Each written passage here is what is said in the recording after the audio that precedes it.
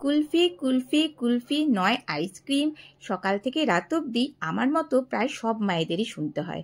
আর সত্যি কথা বলতে শুধু বাচ্চা কেন, বড়রাও আমরা তাই এই সময় যদি কুলফি বা আইসক্রিম দেখি নিজেদের কিন্তু কন্ট্রোল করতে পারি না।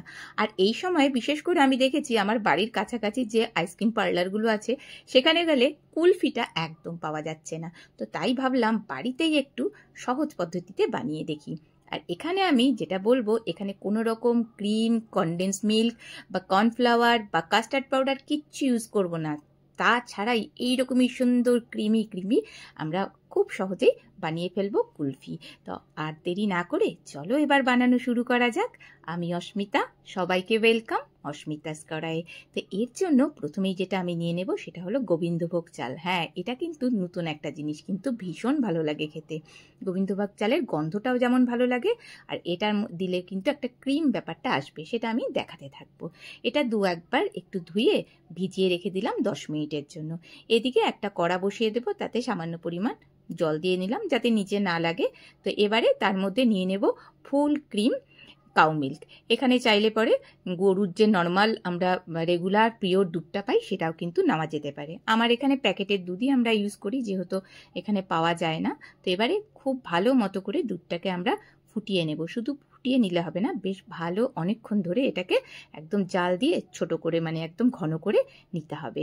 তো এটা ঘন হতে থাকুক, ততক্ষণে আমি কম আঁচে করে এটা রেখে দিয়েছি। এবারে অন্যান্য যে জিনিসগুলো সেটা আমি দেখাবো। এবার এটা হচ্ছে সর, দুধের সরটা আছে না, আমি দুদিনের দুধের সর এরকমভাবে তুলে রেখে দিয়েছিলাম। এটাই আমাদের কিন্তু ক্রিমের কাজটা করবে। আমরা এখানে এক্সট্রা কোনো ক্রিম ইউজ করব না। বড় একটা বাটিতে নিয়ে নেব, নিয়ে এটাকে খুব ভালো মতো করে ফেটিয়ে নিতে হবে। একটু দানা দানা থাকে তো সর যেমন হয়, তো ভালো মতো করে এটাকে আমি হুইক্স দিয়ে ফেটিয়ে নিলাম। নিয়ে আপাতত এটাকে আমরা সরিয়ে রেখে দেব। আর যেটা বলবো সেটা দুধের সরটা কিন্তু 2-3 দিনের বেশি মানে পুরনো সর আমরা এখানে ইউজ করব না, তাহলে সেক্ষেত্রে একটু গন্ধ গন্ধ ব্যাপারটা থাকতে পারে। আর ফ্রেশটা দিলে সেটা একদম ফ্রেশ ক্রিমের মতো কিন্তু কাজটা করবে। এবারে আমি কিছুটা পরিমাণ নিয়ে নেব মাখনা। আর মাখনা তো ভীষণ উপকারী আমরা জানি, মানে ছোট বাচ্চা থেকে শুরু করে বড় সবার জন্য মাখনা ভীষণ উপকারী। তা আমি বলেছিলাম যে আমি একটু স্পেশাল কিছু জিনিস এখানে ইউজ করব। তো এর মধ্যে একটু দুধ দিয়ে দিলাম, দিয়ে মানে গরম দুধটাই দিয়েছি যাতে করে একটু নরম হয়ে যায়। তো এবার এর মধ্যে আমি কিছু ড্রাই ফ্রুটস নিয়ে নেব। একটা ফ্রাইং প্যান বসিয়ে দিলাম, কোনো তেল নয়, জাস্ট এটাকে রোস্ট করে নেব। তো নিয়ে নেব আমন্ড নিয়ে নিলাম, কাজু নিয়ে নিলাম, আর নিয়ে নিলাম চারমগজ। এছাড়াও অন্যান্য ড্রাই ফ্রুটসও কিন্তু এখানে দেওয়া যেতে পারে। জাস্ট একটু সেকে নিয়ে মানে একটু রোস্ট করে নিয়ে এটা একটা মিক্সি জারের মধ্যে নিয়ে নেব। এবারে যে গোবিন্দভোগ চালটা যেটা আমরা ভিজিয়ে রেখেছিলাম সেটা একটু নরম হয়ে গেছে, সেটা এর মধ্যে দিয়ে দেব। আর যে মাখনাগুলো দুধের সাথে রেখেছিলাম সেই দুধ শুদ্ধ মাখনাটাকেও এর মধ্যে দিয়ে দেব মিক্সি জারটার মধ্যে। আর শেষে কি দিয়ে দিলাম, যে ক্রিমটা রেখেছিলাম মানে দুধের সরটা যেটা ফেটিয়ে রেখেছিলাম সেটাও এর মধ্যে দিয়ে দেব। দিয়ে এবার সবগুলোকে একসাথে একটা স্মুথ একটা পেস্ট আমরা তৈরি করে নেব। এরপর একটু পেস্টটা আমরা দেখে নেব, একটু হালকা কিন্তু মনে হয় দানা দানা থাকবে, তো সেই অবস্থাতেই কিন্তু আমরা এটা নামিয়ে নিতে পারি। আর যদি মনে হয় আরও একটু পেস্টটাকে আমরা মানে একদম স্মুথ করে নেব, সেক্ষেত্রে আর একটু স্মুথ করে নেওয়া যেতে পারে। তো এটাকে আপাতত একটা বড় কোনো বাটির মধ্যে নামিয়ে নিচ্ছি। নিয়ে এই দেখো এটা কত সুন্দরভাবে একটা পুরো বাদামের একটা পেস্ট তৈরি হয়ে গেল। তো কতটা হেলদি সেটা আমরা জানি। আর এরপর এর মধ্যে যেটা নেব সেটা হলো মিল্ক পাউডার বা গুঁড়ো দুধ। গুঁড়ো দুধটা দিলে অনেক সময় হয় না একটা ক্রিস্টাল ব্যাপারটা চলে আসে বাড়িতে যদি আমরা আইসক্রিম বা কুলফি বানাই। তো সেক্ষেত্রে গুঁড়ো দুধটা দিলে কিন্তু সেটা অনেকটাই কিন্তু কমে যায়। তো এবার খুব ভালো মতো করে গুঁড়ো দুধটাও এর সাথে মিক্সড করে এই মিক্সচারটা আমাদের রেডি হয়ে গেল। এটাকে সরিয়ে রেখে এরপর আমি এখানে কয়েকটা এলাচ নিয়ে নিলাম, একদম ছোট এলাচ যেটা সেটা একটুখানি জাস্ট থেতো করে নেব। বেশি গুঁড়ো করার দরকার নেই, জাস্ট থেতো করে এরকম একটু দানা দানা থাকলেই হবে। তো এবার যে আমরা দুধটা গরম করতে বসিয়ে রেখেছিলাম না, সেই দুধের মধ্যে এটাকে দিয়ে দেব। কুলফির ক্ষেত্রে এলাচের গন্ধটা কিন্তু ভীষণ ভালো লাগে, আমরা যখন কিনেও খাই সেক্ষেত্রেও দেখবে একটা সুন্দর এলাচের গন্ধ থাকে। কাজেই কুলফিতে কিন্তু এলাচটা দিতেই হবে। আর এর সাথে আরও একটু সুন্দর গন্ধের জন্য এবং হালকা একটু কালার আনার জন্য আমি কেশরটা দিয়ে দিলাম, মানে জাফরান যেটা। যদি চাও এটা দিতে পারো, না হলে এটা ছাড়াও কিন্তু শুধু এলাচ দিয়ে সেটাও কিন্তু বেশ ভালো লাগে। তো এটাকে আরও কিছুক্ষণ ধরে আমি ফুটিয়ে নিয়ে এরপর আমি এর মধ্যে দিয়ে দেবো যে পেস্টটা আমরা রেডি করে রেখেছিলাম, বাদাম পেস্টটা, সেই পেস্টটা এর মধ্যে দিয়ে দিলাম। দিয়ে এবার খুব ভালো করে কিন্তু এটাকে এরকম হাতা বা হুইক্স দিয়ে এটাকে ভালো মতো করে মিশিয়ে দিতে হবে। এটা ভালো করে না মিশালে অনেক সময় কিন্তু লাম্পস পড়ে যেতে পারে। জাস্ট 2 থেকে 3 মিনিট এটাকে এভাবে মেশাবো, তাহলেই দেখবো আস্তে আস্তে কিন্তু আমাদের এই মিল্কটা একদম ঘন হয়ে গেছে। এবার এটাকে নামিয়ে নেব, নিয়ে জাস্ট 10 মিনিট একটু ঠান্ডা করে নেব। একদম গরম গরম অবস্থায় আমরা ইউজ করব না, আবার খুব বেশি কিন্তু ঠান্ডাও করে নেব না, তাহলে কিন্তু এটা একদম মানে ঘন হতে থাকবে। দেখো অনেকটা কিন্তু অলরেডি ঘন হয়ে গেছে। তো যেহেতু বাদাম দেওয়া আছে না, তার সাথে চালের গুঁড়োও আছে, সেই জন্য এটা খুব তাড়াতাড়ি জলও ব্যাপারটা কিন্তু টেনে নেয়। তো আমি এখানে কয়েকটা এরকম আমার কাছে ছিল কুলফি মোল্ড, সেটাই নিয়ে নিলাম। আচ্ছা, এটা কুলফি মোল্ড ছাড়াও কিন্তু বানানো যায়, সেই পদ্ধতিটাও আমি দেখিয়ে দেব।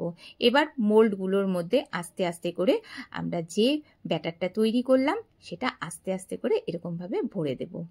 তো এটা যতটা বেশি সম্ভব ভরা যায় ততটা বেশি সম্ভবই আমি ভরে দিচ্ছি। আমার এখানে যদিও মোল্ডের কিন্তু সাইজ একরকম নেই, কয়েকটা এক সাইজ আছে, দু একটা আবার একটু বড় সাইজ আছে, তো সেটা সেইভাবে করে আমি এটা তৈরি করে নেব। এবার যদি মোল্ড না থাকে তাহলে কোনো অসুবিধে নেই, এইরকম চায়ের কাপ ছোট ছোট পাড়ার দোকানেই কিন্তু কিনতে পাওয়া যায়। এরকম ছোট ছোট কাপগুলোর মধ্যে আমি এটার মধ্যেও তাই একইভাবে খুব ভালো মতো করে ভরে দেব।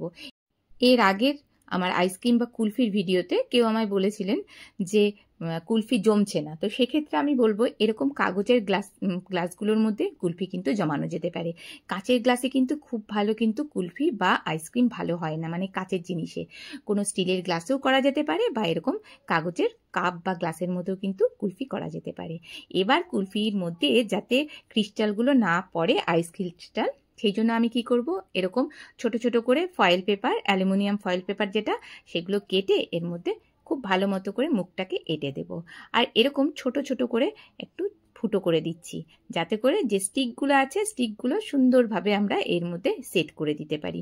আচ্ছা, অ্যালুমিনিয়াম ফয়েল যদি না পাওয়া যায় তাহলে সেক্ষেত্রে অনেক সময় নাও পাওয়া যেতে পারে, তো সেক্ষেত্রে আমরা ছোট ছোট করে প্লাস্টিক কেটে সেটাও কিন্তু মুখের মধ্যে এঁটে দিতে পারি।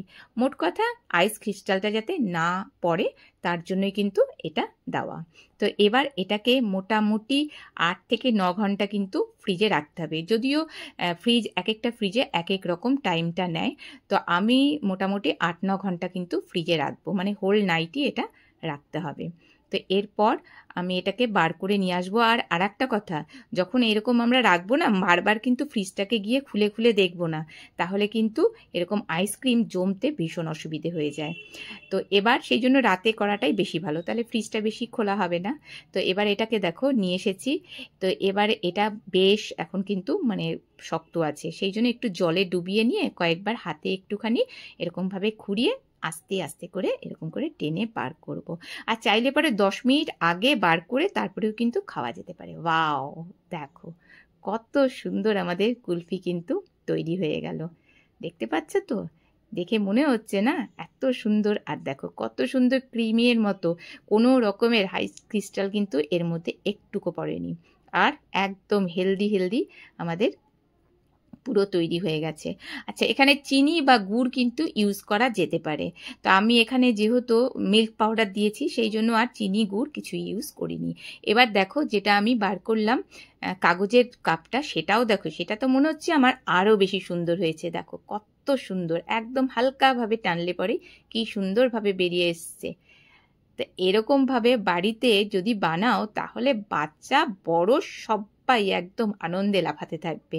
আর আমি যখন এটা সার্ভ করি না, এরকম প্লেটের মধ্যে দিয়ে তারপর এরকম কয়েকটা বাদাম এরকম ওপর দিয়ে সার্ভ করে দিই, তাহলে দেখতে যেমন ভালো লাগে আর খেতে তো অবশ্যই ভালো লাগবে।